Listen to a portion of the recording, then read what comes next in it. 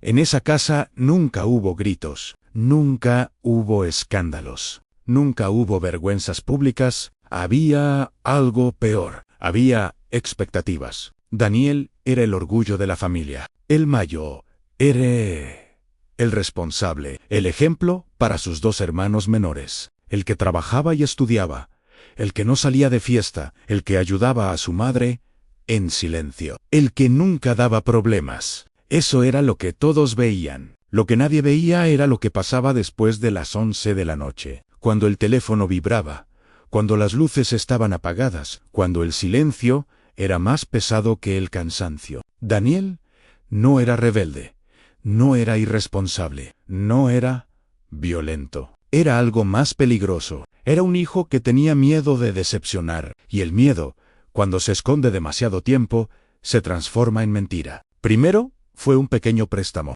después fue solo esta vez, después fue una apuesta para recuperar lo perdido, después fue otra, para cubrir la anterior, y mientras su madre agradecía a Dios por tener un hijo tan ejemplar, él estaba aprendiendo a vivir una doble vida. Porque hay hijos que gritan su rebeldía, y hay hijos que la esconden hasta que es demasiado tarde. Y cuando el padre descubrió la verdad, no gritó. Eso fue lo que más dolió. Si alguna vez sentiste que tenías que ser perfecto para no fallar, quédate.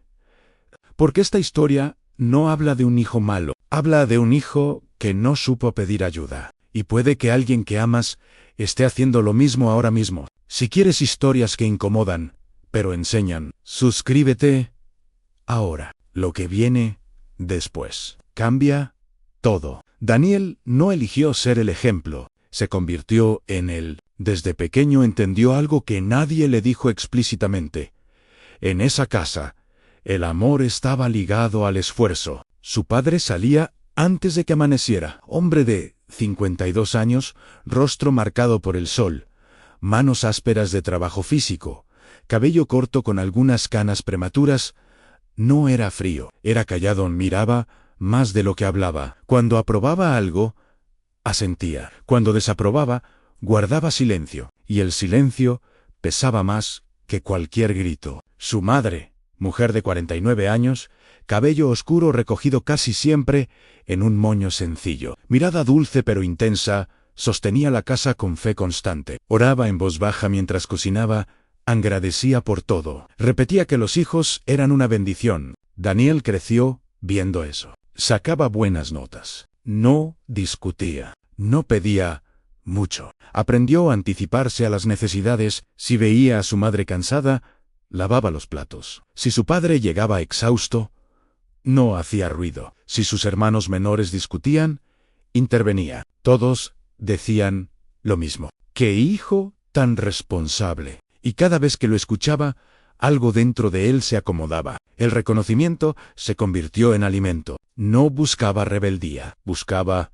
aprobación. En la adolescencia, mientras otros compañeros desafiaban límites, Daniel estudiaba más. Mientras otros pedían dinero para salir, él ahorraba. Mientras otros fallaban, él cumplía. Pero había algo que nadie notaba. Nunca decía cuando estaba cansado. Nunca decía cuando algo lo superaba. Nunca decía cuando tenía miedo. Porque el hijo fuerte no se permite flaquear. En la escuela secundaria, cuando perdió una competencia importante, no lloró. Se encerró en el baño, respiró profundo y volvió a clase como si nada. En la universidad, cuando no entendía una materia, no pedía ayuda. Se quedaba despierto hasta la madrugada, intentando resolverlo solo. Siempre solo. Ese patrón parecía virtud, pero estaba construyendo una jaula invisible. Su padre lo miraba con orgullo silencioso. Su madre agradecía a Dios. Por él, sus hermanos menores lo veían como referencia. Y Daniel empezó a sentir algo que no sabía nombrar. Presión. No una presión externa agresiva. Una presión interna constante. Si bajaba el ritmo, fallaba. Si cometía un error, decepcionaba. Si mostraba debilidad, rompía la imagen. Y esa imagen ya no era solo lo que otros veían. Era lo que él creía que debía ser. El primer indicio de grieta apareció cuando comenzó a trabajar mientras estudiaba empresa pequeña de servicios financieros, ambiente competitivo, compañeros más ambiciosos. Allí nadie lo veía como el hijo perfecto. Allí era uno más. Y eso lo descolocó. Por primera vez, no destacaba automáticamente. Por primera vez, alguien más brillaba más. Y apareció una sensación nueva, inseguridad. No era falta de capacidad, era miedo a no ser suficiente. Miedo a dejar de ser el orgullo. Una noche, después de una jornada larga, uno de sus compañeros habló de inversiones rápidas, apuestas deportivas, ganancias fáciles. Daniel escuchó, no por codicia, por alivio. La idea de resolver tensiones económicas sin fallar, sin pedir ayuda, sin admitir debilidad, era tentadora. No apostó ese día, pero la semilla quedó plantada, porque cuando alguien vive para sostener una imagen, cualquier atajo que preserve esa imagen se vuelve atractivo. En casa, seguía siendo el hijo ejemplar. En el trabajo, empezaba a sentirse pequeño, y entre esas dos realidades comenzó a formarse algo que nadie sospechaba. Una doble vida emocional. Todavía no había mentiras, todavía no había deudas, solo una fisura invisible. Y las fisuras invisibles son las más peligrosas, porque crecen en silencio, y nadie interviene lo que no ve. En ese momento, si alguien le hubiera preguntado si estaba bien, habría respondido que sí, y lo habría creído. Pero dentro de él empezaba a formarse una pregunta que no se atrevía a pronunciar. ¿Y si, un día, no puedo sostener esta imagen? Esa pregunta sería el inicio de todo. En el siguiente bloque, la primera mentira aparecerá disfrazada de solución. Y cuando la solución parece inofensiva, es cuando más daño puede hacer. La primera mentira no fue grande, no fue dramática, no fue escandalosa. Fue pequeña, casi elegante. Daniel tenía 28 años cuando aceptó su primer préstamo informal. No era por lujo, no era por vicio, era por orgullo. En el trabajo, varios compañeros hablaban de inversiones rápidas y apuestas deportivas como si fueran extensiones naturales del talento financiero. Hombres de su edad, bien vestidos, seguros, comentando ganancias con naturalidad. Uno de ellos, Javier, hombre de 30 años, cabello corto perfectamente peinado, traje ajustado y sonrisa confiada, le dijo una tarde, «Tú eres inteligente. Si no estás aprovechando esto, estás perdiendo dinero». Daniel sintió algo incómodo. No quería quedarse atrás. No quería ser el que solo trabajaba duro, mientras otros crecían más rápido. El préstamo fue pequeño, una cantidad manejable. Solo para probar, se dijo. No contó nada en casa. No porque fuera ilegal. Porque no quería explicar. La apuesta inicial salió mal. No perdió todo. Pero perdió lo suficiente como para sentirse torpe. Y ahí apareció el pensamiento más peligroso. Recuperarlo es fácil. No quería que el error existiera. No quería asumir que había fallado. Así que pidió otro pequeño préstamo. No por ambición, por reparación. Y lo justificó internamente con una lógica impecable. Si recupero esto, nadie sabrá que cometí un error. El problema no era el dinero, era la imagen. No podía permitirse ser el hijo que se equivocaba. En casa seguía siendo el mismo. Su madre, mujer de 49 años, cabello oscuro recogido en moño, rostro amable y expresión serena, le preguntaba cómo iba el trabajo. Él respondía con frases firmes, seguras. Su padre, hombre de 52 años, piel marcada por años de trabajo bajo el sol. Pocas palabras pero mirada profunda. Asentía orgulloso cuando Daniel hablaba de nuevos proyectos. Nadie sospechaba nada, porque no había señales externas. La segunda apuesta salió mejor. Recuperó una parte. Eso reforzó la ilusión. No era irresponsabilidad, era estrategia. Y esa racionalización fue el verdadero punto de quiebre. Comenzó a dividir su vida en dos espacios mentales, el Daniel visible y el Daniel que gestionaba riesgos ocultos. El Daniel visible seguía ayudando en casa. Pagaba cuentas, acompañaba a su madre a la iglesia, daba consejos a sus hermanos menores. El Daniel oculto miraba el teléfono a medianoche, calculaba cuotas, revisaba plataformas, comparaba porcentajes y lo hacía en silencio absoluto. No por maldad, por miedo a que la perfección se rompiera. Un viernes por la noche perdió más de lo que esperaba, mucho más. El estómago se le cerró, las manos le sudaban, la respiración se volvió corta. Esa noche no durmió. Al día siguiente, en la mesa del desayuno, su madre notó algo distinto. ¿Estás bien? Daniel respondió. Rápido, sí. Solo estoy cansado. Y ahí ocurrió algo importante. Fue la primera vez que mintió mirando a su madre a los ojos. No fue una mentira compleja, fue simple. Pero fue consciente. Y cuando una mentira es consciente, deja huella. En el trabajo, empezó a distraerse. La presión financiera crecía, los intereses del préstamo no eran simbólicos, eran reales. Comenzó a utilizar dinero que no debía tocar. Pequeñas modificaciones contables, ajustes mínimos, solo temporal, siempre temporal. Y cada vez que cruzaba una línea, su cerebro producía la misma frase tranquilizadora. Nadie va a salir perjudicado. Ese autoengaño fue más fuerte que cualquier advertencia externa. Una tarde, su hermano Mayo Ere, hombre de 32 años, con textura fuerte, mirada directa, notó algo extraño. «Estás raro». Daniel sonrió. Trabajo. No quería que nadie se metiera. No quería que nadie lo viera vulnerable, porque el hijo fuerte no necesita ayuda. Y ahí, exactamente ahí, estaba el problema. La deuda dejó de ser económica. Se volvió emocional. Vivía con miedo constante de que sonara el teléfono, de que alguien descubriera algo, de que su padre preguntara detalles específicos, de que su madre lo mirara demasiado tiempo, y mientras tanto, seguía actuando normal. Eso era lo más inquietante. La doble vida no lo había destruido todavía. Lo había vuelto eficiente. Aprendió a compartimentar, aprendió a actuar, aprendió a sostener tensión sin mostrarla. Pero el cuerpo siempre pasa factura. Una madrugada, sentado solo en la sala, con la pantalla del teléfono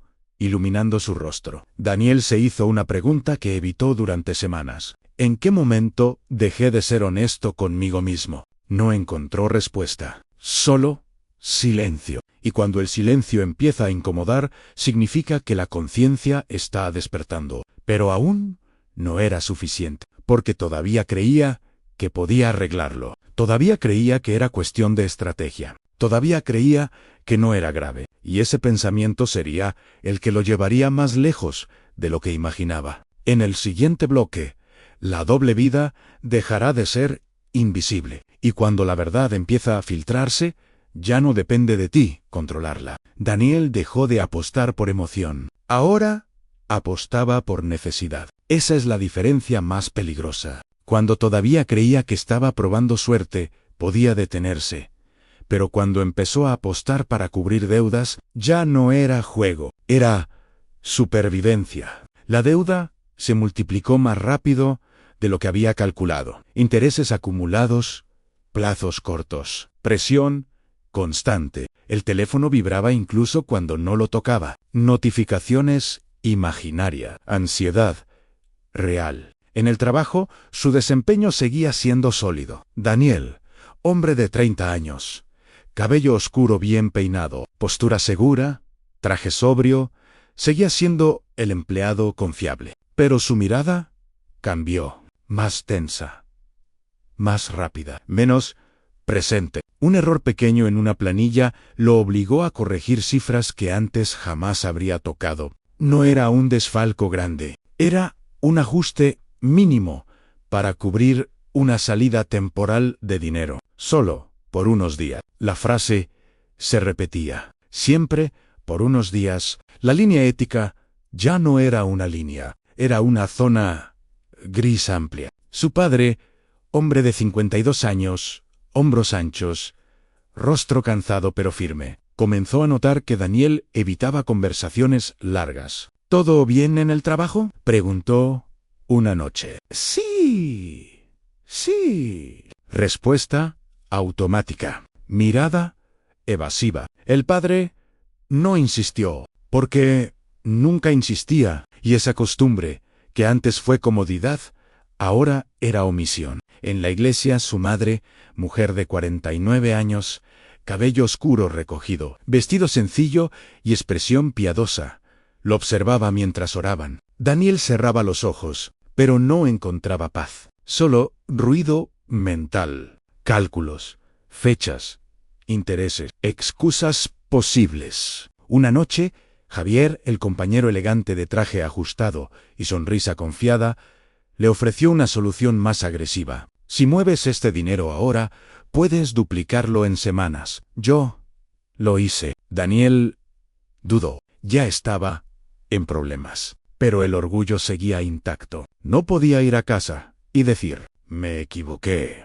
Prefería arriesgar más. Esa decisión marcó el punto sin retorno. Movió dinero que no le pertenecía. No una fortuna, pero sí lo suficiente como para que una auditoría lo detectara. Durante días, nada pasó. Eso reforzó la ilusión de control, hasta que un correo interno solicitó revisión detallada de ciertas transacciones. El estómago se le contrajo. Sudor, frío, respiración corta. Por primera vez sintió miedo real, no por la pérdida económica, por la exposición. Si se descubría, no solo perdería el trabajo, perdería la imagen. Y para Daniel, la imagen era identidad. Intentó cubrir el hueco con otra operación rápida. Falló. Intentó justificar movimientos como ajustes técnicos. No fue suficiente. La auditoría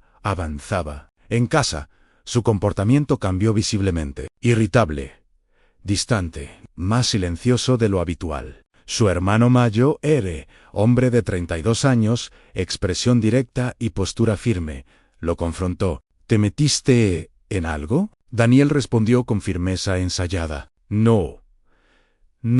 La mentira ya no era pequeña. Era estructural. Esa noche, solo en su habitación, Daniel miró el techo durante horas. Pensó en su madre, repitiendo que era el orgullo de la casa. Pensó en su padre, mirándolo con aprobación silenciosa. Pensó en sus hermanos menores, viéndolo como modelo. Y por primera vez, entendió que el miedo a decepcionarlos estaba provocando exactamente eso, la decepción. Pero todavía no estaba listo para confesar. Todavía creía que podía resolverlo antes de que explotara. El problema de las mentiras complejas es que exigen más mentiras para sostenerlas. Y cada mentira nueva reduce el margen de salida. La auditoría terminó en citación formal. Reunión interna. 3 supervisores. Documentos impresos. Preguntas directas. Daniel intentó mantener compostura, intentó explicar, intentó racionalizar, pero los números no mentían. Y cuando lo suspendieron temporalmente mientras investigaban, supo que la fachada se estaba quebrando. Al salir del edificio, el mundo no había cambiado. El tráfico seguía. La gente caminaba. El sol brillaba. Pero dentro de él, algo se rompió. Ya no era el hijo perfecto con una pequeña deuda. Era un hombre al borde del colapso. Y aún no había dicho nada en casa. Esa noche llegó más tarde de lo habitual. Su madre lo esperaba despierta. ¿Te pasó algo? Daniel respiró. La confesión estuvo a punto de salir, pero eligió lo más cómodo. Solo fue un día difícil, y esa fue la última noche en que pudo sostener la mentira sin consecuencias inmediatas. Porque al día siguiente, la llamada llegó a casa. No a su celular, a la línea fija. Y quien respondió fue su padre. En el siguiente bloque, la verdad dejará de ser privada. Y cuando la verdad entra en la casa, nada vuelve a ser igual. El teléfono sonó a media mañana. No era el celular de Daniel, era la línea fija del comedor. Su padre Hombre de 52 años, rostro endurecido por años de trabajo físico, cabello corto con canas visibles en las sienes, levantó el auricular con su habitual voz, tranquila. Escuchó. No habló durante varios segundos. Solo escuchó. Cuando colgó, no estaba alterado. Estaba inmóvil. La madre, mujer de 49 años, cabello oscuro, recogido con cuidado, manos todavía húmedas por haber estado lavando platos, notó el cambio en su expresión. ¿Qué pasó? ¿Qué pasó? El padre tardó en responder. Llamaron del trabajo de Daniel. No dijo más. Esperaron. Cuando Daniel llegó esa tarde, vestido aún con su camisa clara ligeramente arrugada, chaqueta en la mano y mirada agotada, supo al instante que algo era distinto. El silencio no era normal. Su padre estaba sentado derecho en la mesa. Su madre no sonreía. Nos llamaron, dijo el padre. No hubo grito, no hubo golpe en la mesa. Y eso fue peor. Daniel sintió que el aire se volvía denso. Intentó construir una explicación rápida, pero por primera vez no encontraba palabras elegantes. Es un malentendido, empezó. El padre lo interrumpió. ¿Es verdad? La pregunta fue directa, simple, imposible de esquivar. Y en ese segundo, Daniel enfrentó la decisión más importante de su vida. Mentir, una vez más, o romper la imagen. Miró a su madre. Ella lo observaba con ojos húmedos, pero firmes. No había defensa automática en su expresión. Había espera. Ese detalle lo desarmó. Sí, dijo finalmente. La palabra cayó como un objeto pesado sobre la mesa. Su madre llevó una mano a la boca. No lloró de inmediato. Primero hubo incredulidad. ¿Desde cuándo? La respuesta fue aún más dolorosa que el error. Hace meses.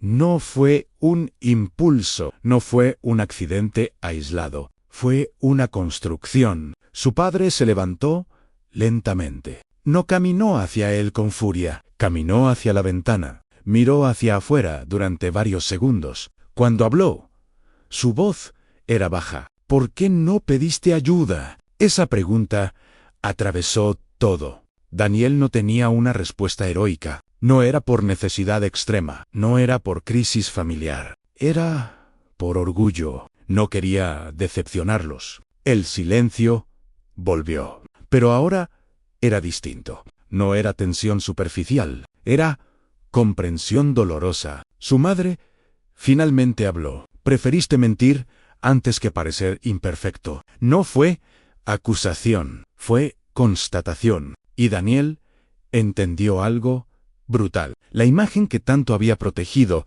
era lo que lo había separado de ellos. Su padre se giró. Los ojos del hombre que siempre fue callado ahora estaban llenos de algo más profundo que enojo. Ser fuerte no es no equivocarse, dijo. Es admitir cuando te equivocas. Esa frase llegó tarde, pero llegó. Los hermanos menores escuchaban desde el pasillo. El hijo ejemplar ya no era el ejemplo. Y esa caída no fue pública, fue íntima, más devastadora. La empresa confirmó irregularidades graves. No era solo suspensión, era proceso legal. El dinero mal gestionado no era insignificante. Había responsabilidades que asumir. La madre comenzó a llorar en silencio. No por el dinero, por la mentira. Yo creía que te conocía, dijo, y esa frase dolió más que cualquier posible condena. Daniel no intentó justificarse, no intentó culpar al sistema, no intentó minimizar. Se sentó y por primera vez en años permitió que lo vieran vulnerable. Me dio miedo no ser suficiente. Esa confesión cambió la energía en la habitación. El problema no era solo el dinero, era la presión invisible que él mismo había alimentado. Su madre comprendió algo que jamás había cuestionado. Durante años lo elogió por ser perfecto. Nunca le enseñó que podía fallar. Su padre entendió que su silencio fue interpretado como expectativa rígida. No hablar no eliminó presión, la volvió implícita. La conversación duró horas, sin gritos, sin dramatismo exagerado, pero con una claridad dolorosa. La familia que siempre fue estable ahora enfrentaba algo que nunca practicó: conflicto real. Al final de la noche, el padre dijo algo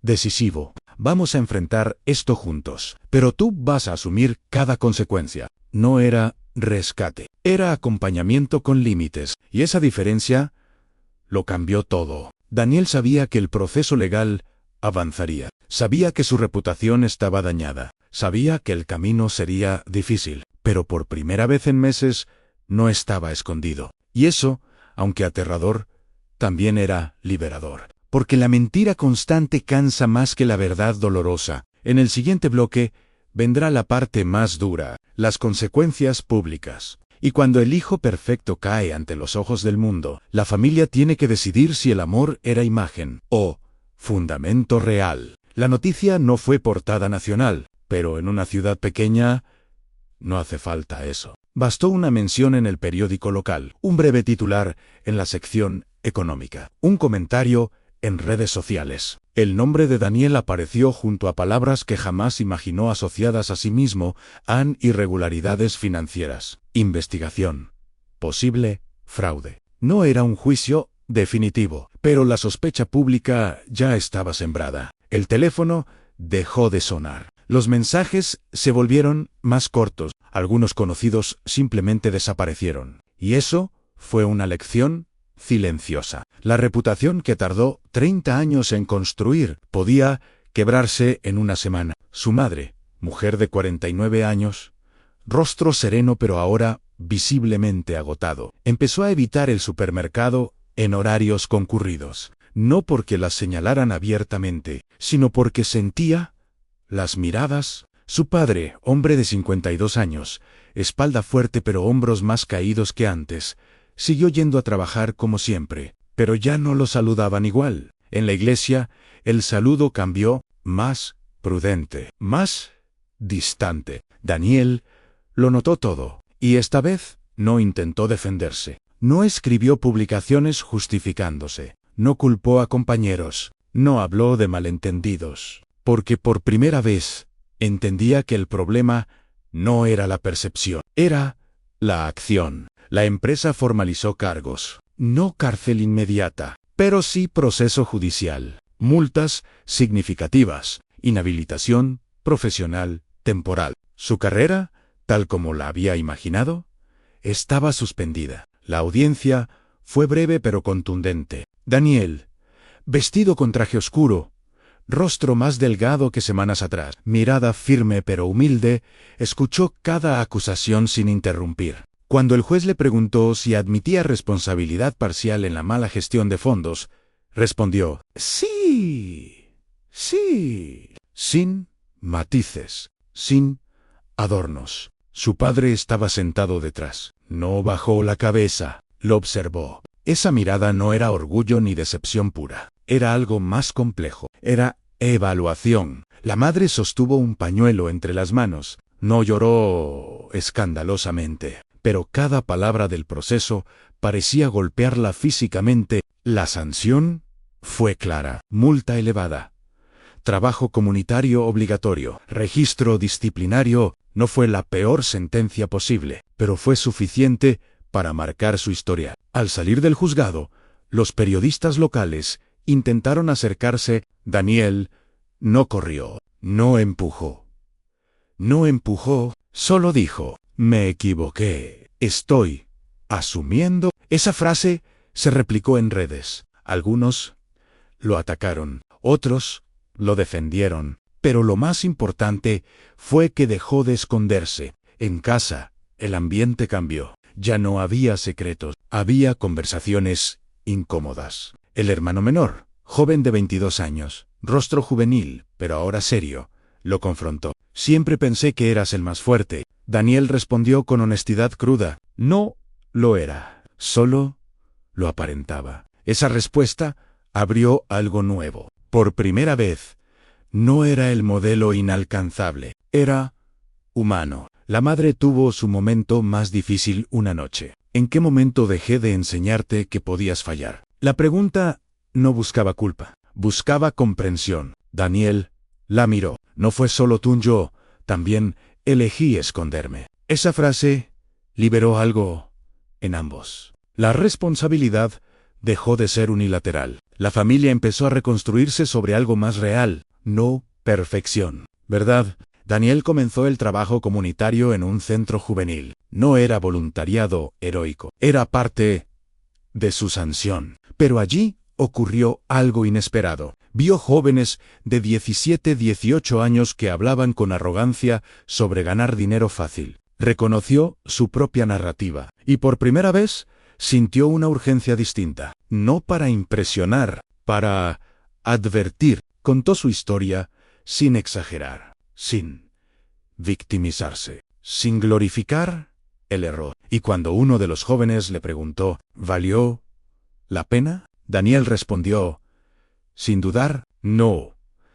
No. Esa simpleza tuvo más impacto que cualquier discurso moralista. La reconstrucción no fue inmediata. Hubo noches de ansiedad, momentos de duda, tentaciones de justificarse internamente. Pero algo había cambiado. Ya no estaba defendiendo una imagen, estaba construyendo carácter, y eso requiere tiempo. El verdadero giro de la historia no fue la sanción, fue la elección posterior, porque muchos aceptan consecuencia, pero no cambian. Daniel estaba empezando a cambiar. En el siguiente bloque veremos algo más profundo, el momento en que deja de actuar por miedo y empieza a actuar por convicción. Ahí se define si esto es solo un episodio o una transformación real. El trabajo comunitario no era cómodo. El centro juvenil estaba en una zona periférica de la ciudad. Instalaciones simples, paredes con pintura desgastada, sillas de plástico, un aula improvisada con ventiladores antiguos que giraban con ruido constante. Daniel, hombre de 30 años, cabello oscuro, ligeramente más corto que antes, postura menos rígida y expresión más reflexiva, llegaba puntual cada semana. No lo hacía con entusiasmo fingido, lo hacía con disciplina. Los jóvenes lo miraban con curiosidad. Algunos lo reconocían, sabían quién era. Uno de ellos, muchacho de 18 años, gorra hacia atrás, mirada desafiante, le dijo el primer día: «Tú eres el que salió en el periódico». Daniel no esquivó. «Sí.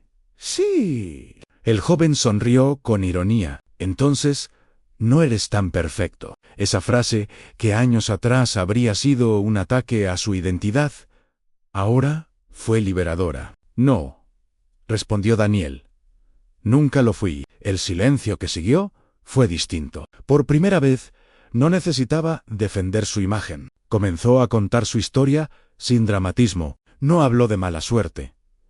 No habló de conspiraciones. No habló de injusticias. Habló de orgullo. Habló de miedo a decepcionar. Habló de la presión autoimpuesta. Y algo inesperado ocurrió. Los jóvenes empezaron a escuchar, porque la arrogancia que Daniel había tenido antes era parecida a la que veía en ellos. Y ahora podía reconocerla. En casa, la transformación era más profunda. Su madre, mujer de 49 años, rostro más delgado, pero mirada más consciente, dejó de hablar de su hijo como el orgullo. Ahora hablaba de él como un hombre en proceso. La diferencia era enorme. Su padre, hombre de 52 años, cabello corto con canas más visibles, empezó a cambiar también. Ya no se refugiaba en el silencio. Una noche, sentado frente a Daniel en la sala, dijo algo que tardó décadas en aprender: «Yo confundí amor con ausencia de conflicto». Daniel lo escuchó atentamente. «Yo confundí éxito con valor personal», respondió. Ese intercambio no fue dramático, fue honesto. Y esa honestidad estaba construyendo algo más sólido que cualquier reputación. Un día, la empresa donde trabajaba el hermano Mayo R. ofreció una oportunidad limitada: trabajo administrativo básico, sin acceso a decisiones financieras, sin manejo de fondos, supervisado. El hermano Mayo R., hombre de 32 años, postura firme y mirada directa, fue claro: no es por confianza ciega, es por oportunidad de demostrar. Daniel Aceptó sin orgullo herido. Y ahí comenzó la prueba real. Las primeras semanas fueron tensas. Cada cifra revisada era doblemente verificada. Cada documento firmado era leído con atención extrema. Cada decisión era consultada, no porque desconfiaran constantemente, porque el proceso requería reconstrucción. Y Daniel no se quejó. Entendió que la confianza rota no se reclama, se gana. Un día, recibió una oferta informal. Un proveedor le insinuó que podía agilizar trámites a cambio de un pequeño beneficio personal. Era la misma tentación de antes, la misma estructura, la misma puerta entreabierta. Daniel sintió el impulso automático, ese viejo pensamiento. Nadie lo notará. Pero ahora no estaba solo en su cabeza. Recordó la mirada de su madre en el comedor. Recordó el silencio del juzgado. Recordó al joven del centro juvenil llamándolo imperfecto. Y dijo algo que antes jamás habría dicho con naturalidad. No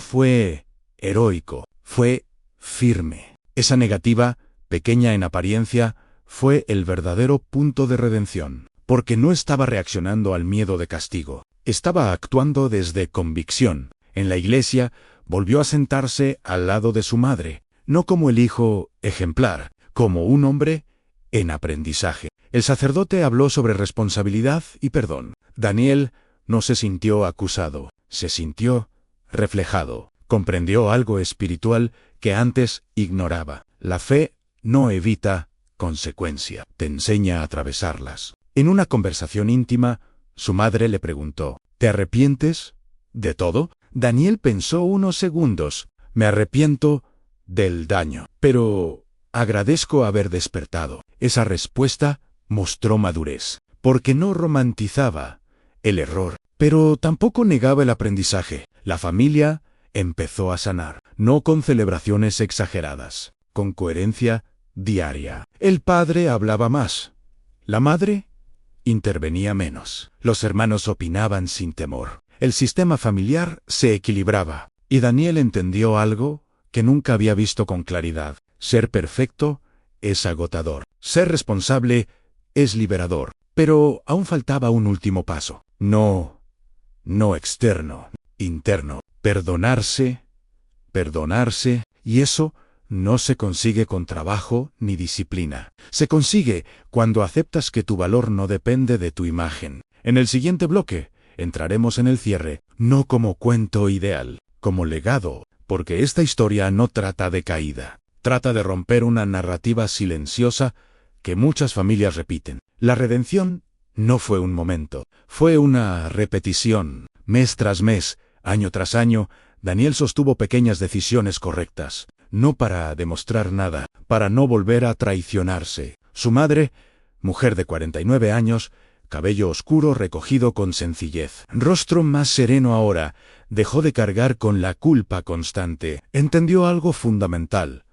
Proteger no es impedir que alguien caiga, es estar presente cuando decide levantarse. Su padre, hombre de 52 años, piel curtida por el trabajo, voz pausada y mirada más abierta que antes, empezó a corregir sin miedo.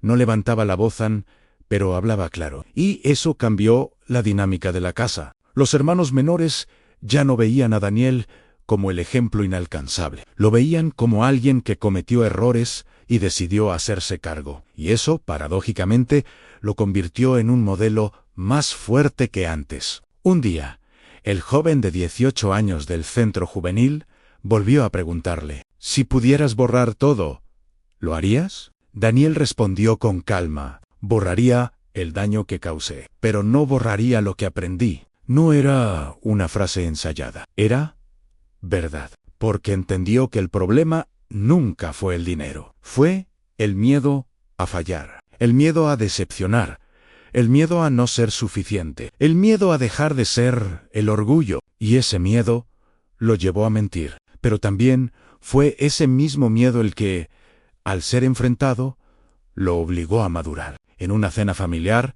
meses después, ocurrió algo sencillo pero significativo. Su padre levantó la mirada y dijo, «No criamos un hijo perfecto, criamos un hombre que aprendió». La madre asintió. Y Daniel, Hombre de 30 años, ya sin la tensión constante en los hombros, sin la necesidad de aparentar seguridad absoluta, entendió que su valor no dependía de nunca caer, dependía de cómo respondía después de caer. No hubo aplausos, no hubo reconciliación dramática, hubo estabilidad, y esa estabilidad era más fuerte que cualquier reputación anterior. Daniel siguió trabajando con honestidad, siguió hablando con jóvenes sobre presión y orgullo, siguió eligiendo el camino difícil cuando aparecía el atajo fácil. Y con el tiempo, el episodio dejó de ser el centro de su identidad. No porque se olvidara, sino porque ya no lo definía. El legado real de esa historia no fue la caída, fue la ruptura de un patrón invisible. El patrón de creer que el amor exige perfección, el patrón de pensar que fallar es inaceptable, el patrón de esconder debilidad por miedo a decepcionar. La familia aprendió algo que nunca les enseñaron, que la vulnerabilidad no destruye el respeto. La mentira, sí, que el silencio no siempre es prudencia, a veces es omisión, y que la presión por ser perfecto puede destruir más que la rebeldía abierta. Daniel dejó de ser el hijo perfecto, se convirtió en un hombre consciente, y eso fue suficiente. Si esta historia te hizo pensar en alguien que siempre parece fuerte, tal vez esa persona no necesita admiración, necesita permiso para ser humana. Si te identificaste con Daniel o con sus padres, suscríbete ahora. Comparte esta historia y deja en los comentarios algo importante. ¿Alguna vez sentiste que tenías que ser perfecto para no perder el amor de alguien? Nos vemos en el próximo relato.